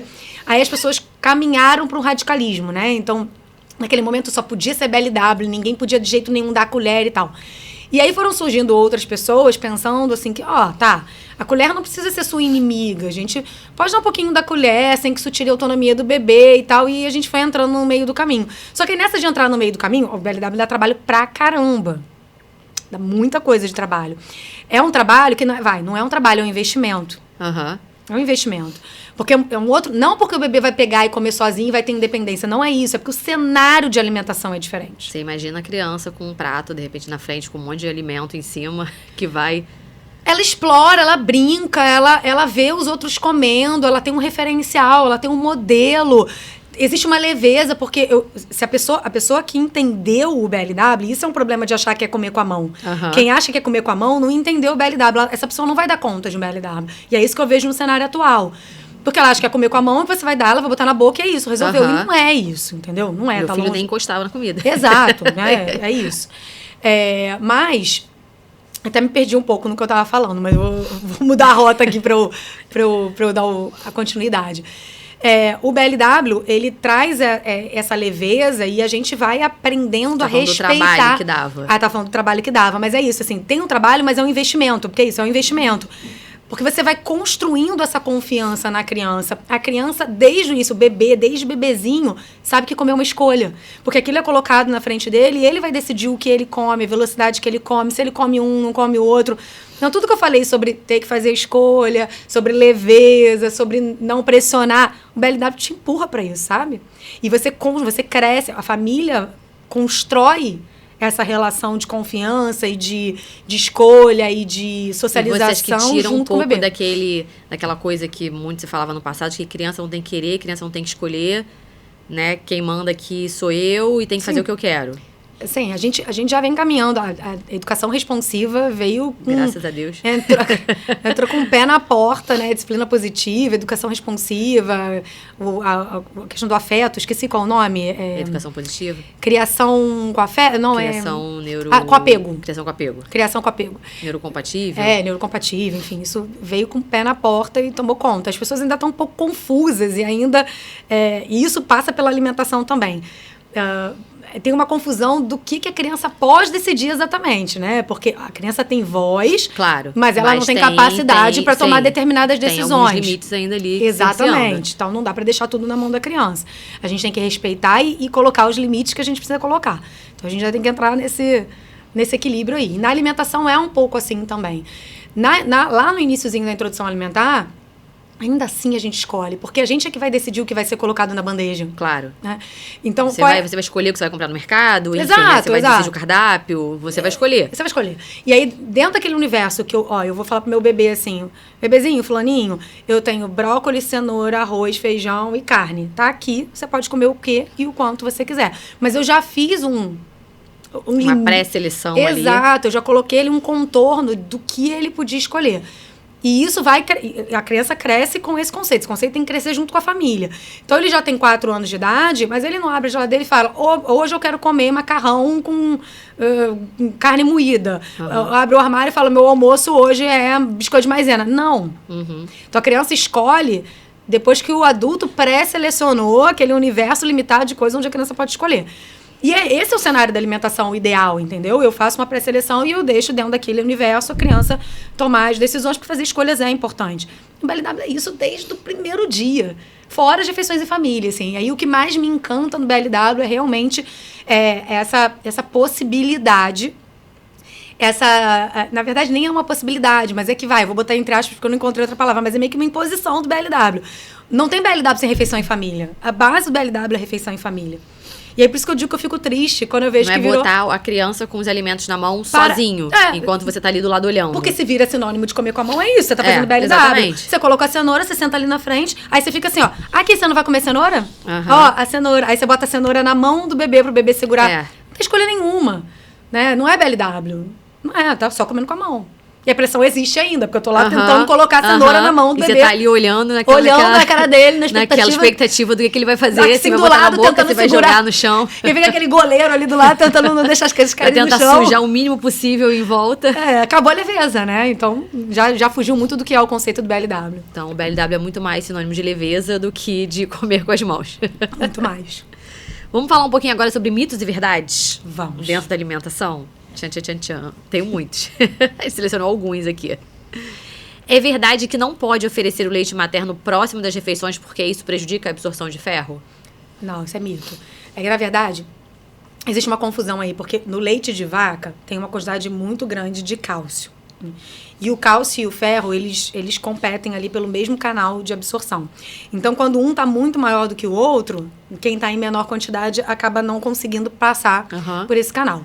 Isso já é uma diferença gritante entre leite materno e leite de vaca, porque a quantidade de cálcio em leite materno é muito menor do que a do leite de vaca. Fora isso, o leite de vaca ainda tem diversos componentes, lactoferrina, por exemplo, são componentes que favorecem a absorção de ferro. Então, isso com o leite materno não acontece. Não é igual ao leite de vaca. Com leite de vaca, sim. Mas não com leite materno. Então, a mãe que ainda amamenta, a criança já começou a introdução alimentar, mas ainda é amamentada, não tem problema ofertar o seio antes ou depois da refeição, Não. que isso não vai prejudicar na absorção, de ferro. de Né? ferro. E nem prejudica no aprendizado também. Tá, nem prejudica a alimentação também. Também não. Até 1 ano de idade, o bebê tá lá na base do entendimento do que é o comer. Então, não come porque ele não consegue. Aham. Ele precisa se alimentar. Ele vai se alimentar como ele se alimentou até então, até os 6 meses, de leite materno. Por isso, a recomendação é fazer livre demanda até pelo menos 1 ano de idade. Uhum. A livre demanda, ela é uma recomendação até 1 ano de idade. Porque sem livre demanda, a gente não consegue garantir que esse bebê vai ter acesso ao que ele precisa para Em crescer. termos de e ganhar nutrientes, peso. de caloria. Exatamente. Nem todo mundo pode amamentar em livre demanda depois de 4, talvez 6 meses. Sim. Porque precisa voltar a trabalhar, mas o leite ainda tem que ser ofertado com bastante regularidade. Então, não faz diferença para o aprendizado se ele vai mamar ou se ele não vai, porque ele não sabe ainda que a comida é alimento. Ele precisa só explorar, provar, se habituar com aqueles novos sabores, texturas, aprender a mastigar, para daí sim ele começar a se alimentar daquilo ali. Então a gente só teria que ter uma preocupação mesmo com esse intervalo. Essa é a minha conduta, tá? Tá. Antes de 1 ano de idade, nunca vou falar que tem que espaçar leite de comida. Não faço isso. Porque na minha prática eu vejo muito que isso não faz diferença. Isso só faz o bebê ficar mais irritado. Isso só traz mais um componente de estresse para a família quem tenta negar o peito, sabe o quanto é difícil. Para um bebê menor de 1 ano que não tem menor entendimento do que está acontecendo. É. Assim, minha mãe está aqui, o leite está ali, e por que ela não me dá, né? E às vezes, assim, a comida, para o pequenininho que está aprendendo, é muita informação. E eles precisam de alguma coisa para se regular. Quando você tem muito estímulo sensorial, você precisa de alguma coisa para... Voltar para o eixo. Exatamente, né? E quem faz isso é a amamentação. A amamentação é muito regulatório. Então, às vezes, o bebê tá comendo, aí vem aquela quantidade enorme de amamentação. Às vezes, o bebê pede o colo, mama e volta a comer. Isso é super frequente. Porque precisava daquela regulação. Então, não precisa espaçar. Então, é mito dizer que a amamentação prejudica... Deixar com fome auxilia na questão da criança comer. Negar o peito para deixá-la com fome vai facilitar a introdução alimentar. Se eu pegar um bebê de 6 meses e deixar num outro canto da sala e botar o bebê num canto da sala e a mãe no outro, esse bebê vai querer muito chegar na mãe. Mas ele não tem habilidade para isso. Ele vai continuar lá no canto da sala, porque ele não consegue chegar até o outro para comer a mesma coisa. Não adianta eu deixar com fome, ele vai querer muito comer, mas ele não consegue ainda comer a comida, ele não aprendeu ainda. Não adianta. Ele não tem habilidade para isso. Não falta habilidade. Ele precisa primeiro saber comer. Aí depois, sim, a fome pode ser um componente motivador. Mas a gente estava falando lá da brincadeira da dobradinha e tudo mais. Não adianta deixar com fome para comer. A gente tem sim que entender que a fome não é nosso inimigo. E se a criança comer pouco e ela sentir fome depois, porque isso foi uma escolha dela, lembra que ela tem escolhas para fazer? Então, eu servi arroz, feijão, brócolis, cenoura e frango. Ela quis comer o frango e o brócolis, deixou o resto do prato, eu não tenho que fazer nada a respeito disso. Ah, mas eu vou deixar com fome? Não, você não vai deixar com fome. Você não está deixando com fome, você deu a comida. E foi uma escolha da criança comer menos. O que vai acontecer é que ela vai sentir fome depois, ou não. Talvez ela nem sinta, talvez isso esteja só na nossa cabeça.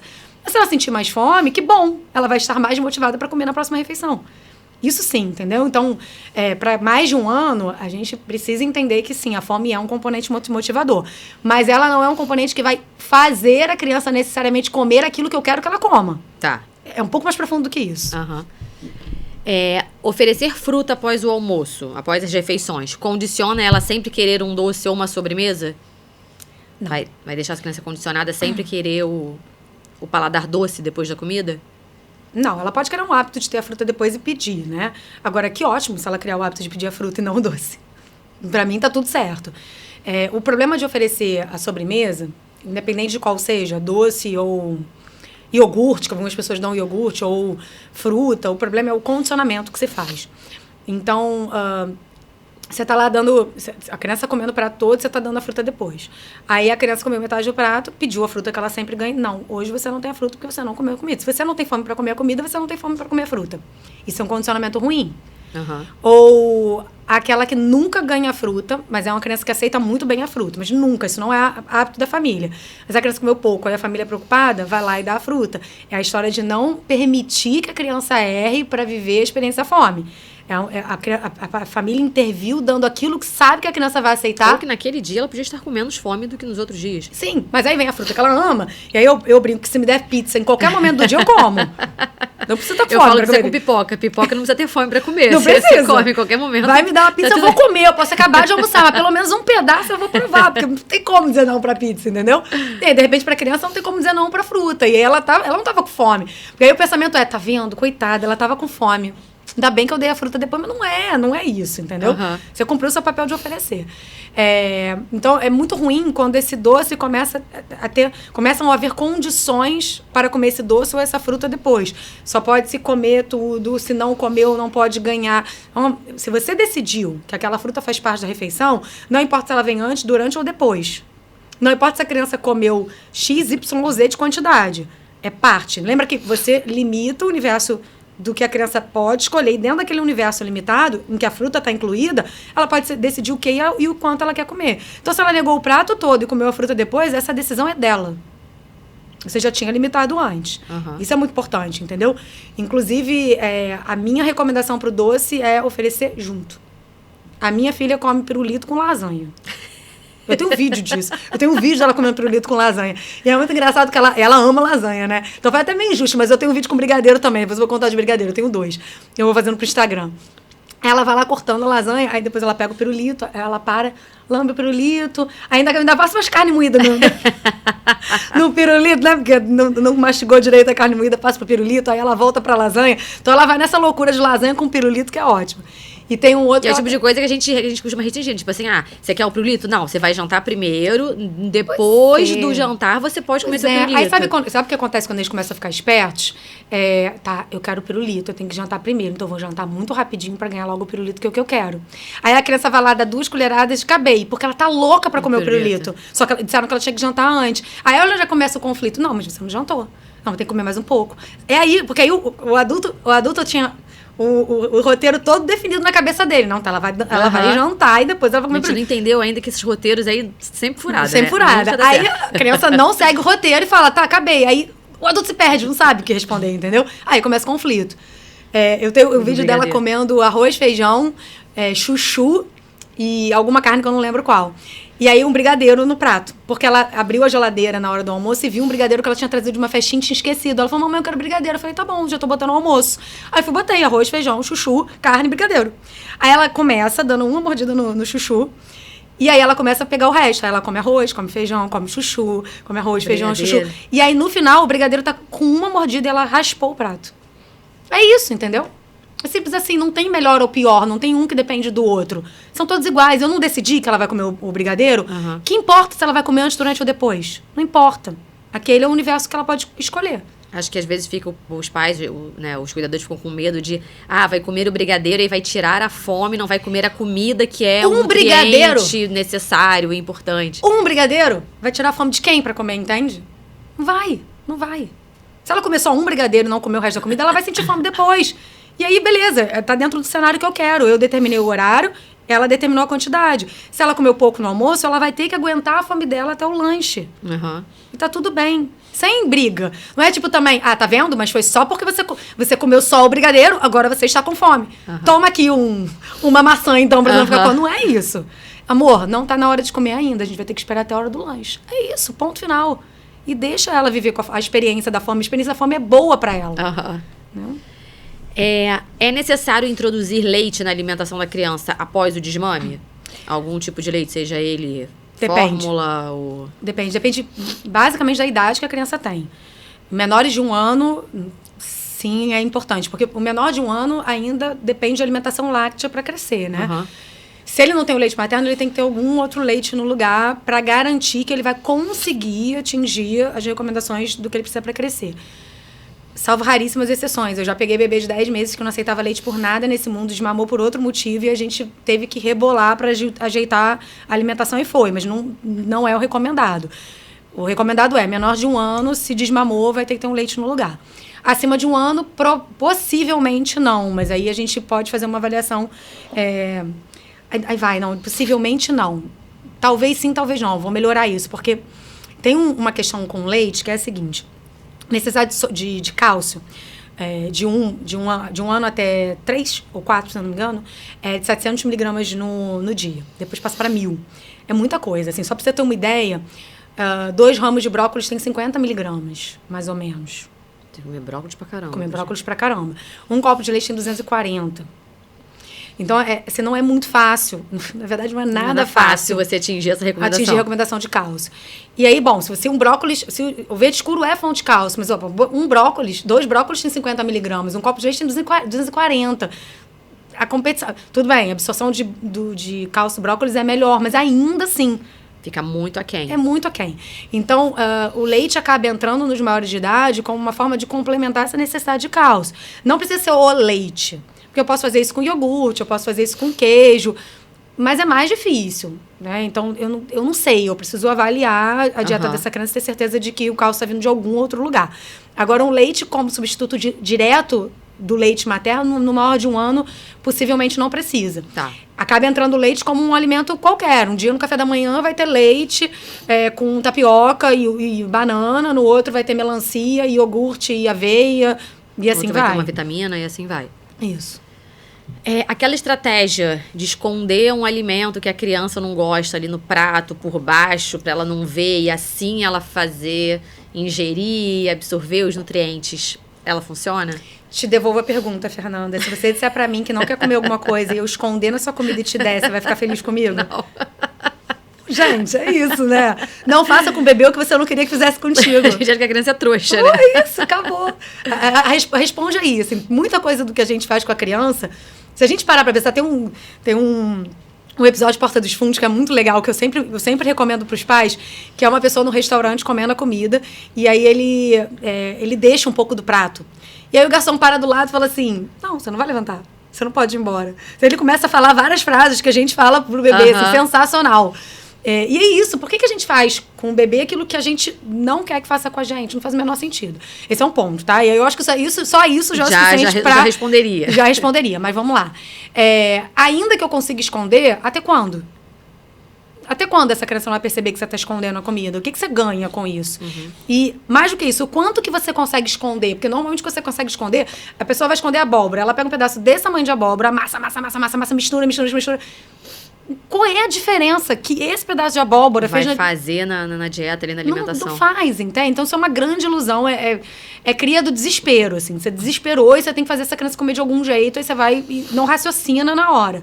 Mas se você parar e pensar no que você está fazendo, não tem o menor sentido. E aí tem um problema muito grande, que essas crianças que foram enganadas para comer, elas vão criando um bloqueio maior, porque elas não confiam em quem oferece. Então é aquela criança que na colherada, ela começa a fazer assim, né? Tipo, ela já começa a olhar para essa colherada procurando se tem alguma coisa escondida. Aí ela começou a se ligar que muita coisa é escondida no feijão. Daí ela passa a recusar o feijão porque tem medo de alguma coisa estar escondida ali dentro. Então só piora. Só piora.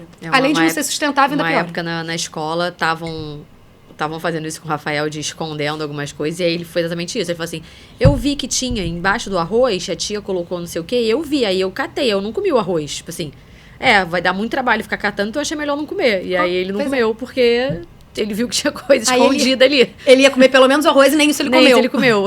Só piorou a situação, né? É isso. A criança que come super bem, que não teve nenhum problema na introdução alimentar, que chegou no momento e mudou esse padrão. É preocupante? Repete pra mim, a criança que comia bem, comia de tudo, não teve nenhum problema com a introdução alimentar, chegou em algum momento ali que mudou o padrão. Ah, sim. Não, isso é absolutamente natural. Vai mudar o padrão mesmo. Muda o padrão ao longo da vida toda. Mas muda muito na infância, porque o cérebro vai mudando muito, né? E à medida que o cérebro muda, a nossa percepção da vida muda. O olhar que a gente tem para o alimento, a forma como a gente sente ele, ou como a gente reconhece, ou como a gente se influencia pelo ambiente para comer ou não aquilo ali, vai mudar. Não tem jeito. Então, o natural é que o padrão mude. E ele muda muito rápido dos 6 meses até os 2. Não, mentira. Ele muda muito rápido dos 6 meses até os 3. Pode mudar, tipo, mais de uma vez? Esse padrão, ele pode mudar mais? Pode não, ele vai mudar. Ele vai, eu afirmo pra você. De 6 meses até os 3 anos, o padrão vai mudar infinitas vezes. Tá. Não consigo nem contar quantas vezes vai mudar. Depois de 3, não é que não muda, mas já muda com menos intensidade e menos frequência, tá? Só que pode mudar em qualquer momento, assim. Tem crianças que vão começar a recusar determinados alimentos com 5, tem outras que vão recusar com 10. Mas também tem aquelas que, de repente, com 8 vão estar experimentando muito mais, justamente por conta do avanço cognitivo. Então, o que a gente tem que ter na cabeça é, ninguém come de tudo.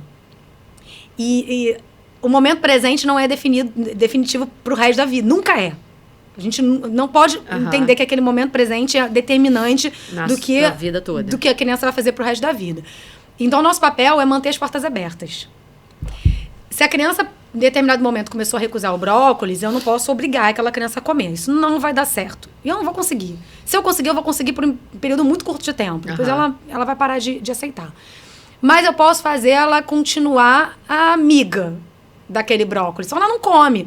Mas ela adora comprar, ela adora lavar, ela serve os outros na mesa, ela prepara um brócolis, todo mundo come e elogia que ela preparou. Pronto, a porta aberta. Aquilo não é um inimigo de quem ela tem que fugir. Ao passo que se eu começo a obrigar ela começa a odiar aquele alimento que ela tem que comer, mesmo que ela não goste. Eu não estou mantendo a porta aberta. E aí, quando for crescendo, essa criança tem cada vez menos vontade de comer aquele alimento. Se eu mantive a porta aberta, se a criança tem uma relação positiva com a comida, se ela não é obrigada a comer, se ela vê que a família come, gosta, ela é amiga daquele alimento, à medida que ela vai crescendo e vai saindo da fase de neofobia, neofobia é aquele medo de novo que a gente estava conversando. Começa por volta de uns 20 meses e vai até uns 6 anos. Que é o medo 6, do 7 novo, anos. né? Da novidade. O medo de novo. O pico é entre essa faixa etária aí. A gente tem neofobia a vida toda, mas já depois de 7 anos ela é bem menor. Se eu fui muito bem até os 7 anos de idade, aí eu comecei a abrir umas portas para essa criança voltar a experimentar coisas. Porque ela já tem uma outra mentalidade, um outro raciocínio. E aí eu começo a ter novas experimentações, sabe? Então eu tô numa fase muito boa com o meu... Eu tenho a Isabela de 5, que é a do pirulito com a lasanha. E tem o Miguel, que vai fazer 10 semana que vem. O Miguel tá maravilhoso, assim. Ele experimentou sashimi de polvo antes de mim. Ele é que me deu coragem de experimentar sashimi de polvo, sabe? Então, tem que segurar um pouco a ansiedade de que tem que comer agora, sabe? Esse imediatismo, ele é muito ruim pro desenvolvimento da relação que a criança tem com a comida. Não dá para ser imediatista. É uma construção muito de longo prazo, né? Então, a gente precisa só manter a porta aberta. O nosso papel é manter a porta aberta. E acho que outra coisa que dá um certo desespero nas mães é quando a gente começa a comparar, né? Porque o filho da minha vizinha abriu a boca já desde o primeiro dia e o meu não. Porque o filho da amiga vai no restaurante, bota um prato super colorido e meu filho só come arroz, feijão e carne. Sim. Quando a gente começa nessas comparações, a gente dá uma pirada, né? E a gente leva a comparação para um outro nível quando a gente está falando de mídia social. Porque total. Você vai lá pra mídia social, não, rede social. Você vai lá pra rede social e aí você vê um monte de bebê do BLW comendo brócolis até o talo lá do brócolis, né? Se lambuzando com uma manga, né? Mas assim, quem filma quando o bebê tá tacando tudo no chão? Quem filma o estresse de estar tentando alimentar a criança lógico. E não tá conseguindo? Ali é só um recorte, né? Claro, mas às vezes, quantas tentativas daquela manga foram feitas até que chegasse no momento daquele vídeo ali que você fica achando que foi a primeira vez. Só que na hora que você tá desesperado que seu filho não come nada e você vai lá na rede social e vê o bebê lá da blogueirinha ou que não seja, comendo um monte, isso é desesperador, né? É desesperador. Então, a gente já leva a comparação para um outro nível desde que a gente começou a viver esse mundo da rede social. Sim. E o que é considerado exatamente seletividade alimentar? A seletividade alimentar, vamos lá, para considerá-la, porque selecionar o que come é natural. Tá. Isso é muito, muito importante ter na mente, porque fazer escolhas é normal e se a gente não entender que elas são normais, a gente se desespera quando é só uma escolha. E aí dá tudo errado, porque aí a gente entra no ciclo da recusa, né, e vai ladeira abaixo. Escolher o que come é normal. Reduzir o repertório em determinado momento da vida é natural. As crianças reduzem mesmo o repertório. Não é que reduz o repertório, ela muda um pouco. Então, ela vai parar de comer determinados alimentos, mas ela também aprende a comer outros. A criança seletiva que preocupa é aquela que vai reduzindo cada vez mais o repertório sem colocar nada novo no lugar. Tá. A ponto disso começar a trazer prejuízos sociais ou nutricionais. Então, é a criança que vai entrando num repertório realmente mais limitado, ela escolhe grupos inteiros de alimentos, ela não aceita nenhuma fruta, verdura e legume. ela não aceita nenhuma proteína, nem vegetal, nem animal. Isso realmente vai trazer um prejuízo tanto social quanto nutricional para essa criança. E aí a gente realmente precisa se preocupar. Essa criança está entrando num quadro de dificuldade alimentar. Existe um número? Tipo assim, se a criança não aceita mais de X alimentos, é considerado... Tem um número. A gente fala de 20 alimentos ou menos para a gente tratar como uma dificuldade alimentar. Tá. Mas assim, essa é uma definição, uma classificação meio que oficial, ainda com algumas controvérsias. Uhum. Mas eu diria para você que o que eu vou dizer que é um ponto de atenção é quando isso começa a impactar de alguma maneira na vida social especialmente quando começa a impactar. Às vezes tem mais de 20 alimentos. Mas o impacto na vida social é muito grande. A família não consegue viajar sem levar marmita, a criança não consegue comer na escola. E aí eu também tenho um problema, sabe? Também tenho uma dificuldade alimentar. Sim, porque você pensando numa logística dessa, você imagina. Sim. Você vai fazer uma viagem de 10 dias, você tem que levar... toda a comida. Estocar a comida daquele período todo. E isso é real. Tem criança que não come no restaurante de jeito nenhum. Porque se mudar um pouquinho a forma de preparo, o aparelho do alimento, já não come. Nem o macarrão. Às vezes mudou o formato, o tipo do macarrão, já não come. É isso. Então... Michele, queria agradecer muito a sua presença aqui hoje. Imagina, obrigada pelo convite. Eu acho que vai aliviar o coração de muitas famílias. Espero que sim. Espero que sim. Muitas famílias, porque realmente a introdução alimentar, quando ela não acontece dentro daquele mundo dos sonhos que a gente espera, é desesperador, né? Sim. Eu sei porque eu vivi isso e vai dando uma angústia e você não tá munido dessas informações, vai dando um desespero mesmo, que você Sim. acredita no que um fala, no que o outro fala, e você fica perdido sem saber pra onde ir, né? Sem saber o que fazer, achando que a criança vai ficar doente, Sim. que a culpa é sua e o que você tá fazendo de errado. Então, eu acho que dá uma acalmada, assim, no nosso coração entender como esse processo funciona. Então, eu tenho certeza que vai dar uma acalmada em muitos corações. Eu espero que sim. Porque, assim, o maior objetivo que eu tenho ao falar de alimentação infantil é tentar colocar leveza na mesa das pessoas, sabe? O meu negócio é leve de verdade, assim, entendendo que às vezes vai comer, às vezes não vai. Vai ter dias, vão ter semanas que vai estar comendo igual o passarinho, vão ter semanas que vai comer a parede. Quando você traz essa leveza de confiar no corpinho dessa criança, especialmente em relação às escolhas de quantidade, sabe? Mas mais do que em relação à escolha de quantidade, mas assim, vai para um restaurante, deixa a criança comer lá. Vai para uma festinha, não vai comer 5 grupos no prato, mas tá tudo bem, é um dia só. Essa leveza faz muita diferença. Muita diferença. A minha missão é essa, é trazer leveza para a mesa das pessoas. Obrigada mesmo, de verdade, tá? Nada. A gente vai deixar aqui a rede social da Michele para vocês acompanharem o trabalho dela. Ela fala muito sobre alimentação infantil, então vocês podem acompanhar aí que todo dia tem um conteúdo novo aí que vai dando essa acalmada no coração da gente. E se você gostou desse vídeo, não esquece de se inscrever no canal, ativar as notificações, deixar seu like e compartilhar com as famílias que você acha que vai ser importante de ouvir o que foi falado aqui. Muito obrigada pela companhia e até a próxima.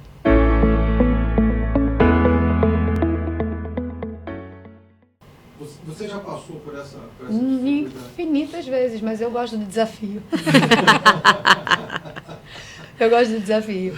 Não, mas assim, é porque alimento, especialmente se eu estou falando de uma criança, tem 2 pontos muito importantes aí.